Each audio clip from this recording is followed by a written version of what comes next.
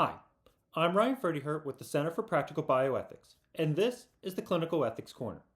It is normally a good thing to be ready to discharge from the hospital.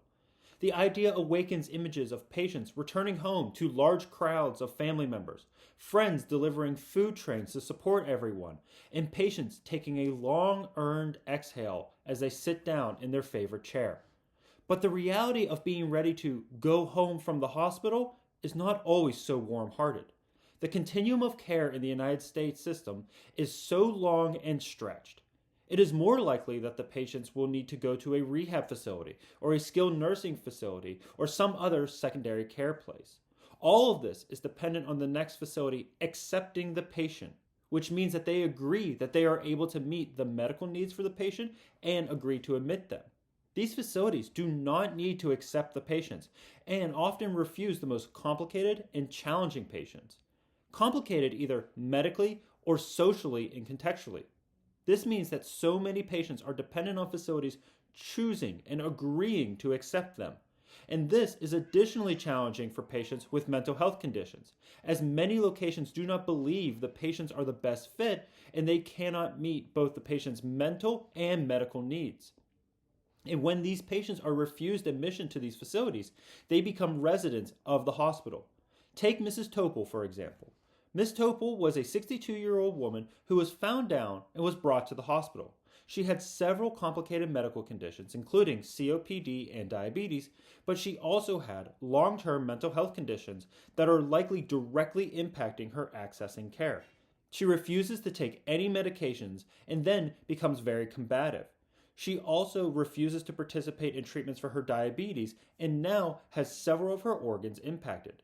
In order to gain access to a facility that can meet her mental health needs in addition to her medical needs, she would require what is called a level 2 authorization and then a surrogate decision maker to make that decision, since she does not have a DPOA.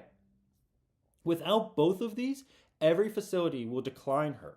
So the hospital is left with a situation of keeping the patient in the hospital until the level 2 assessment can be completed and then petition the court for a guardian for the patient, which the hospital will likely have to absorb the cost of.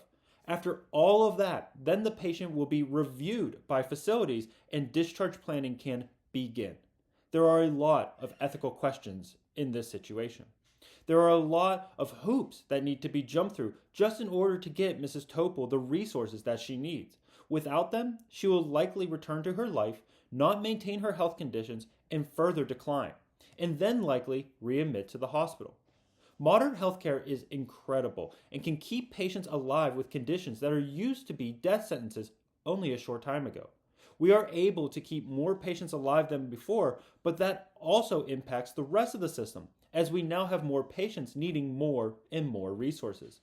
Without a conscious, deliberate effort in order to provide these resources for these patients, they will continue to remain abandoned by society and left to places of last resort, which more often than not is the hospital. These patients deserve dignity and respect, and we need to prioritize them in the coming years. There are a lot of ethical complications in these situations, and we need to be focused in addressing them. Thank you. I'm Ryan Ferdyhurt, and this has been the Clinical Ethics Corner.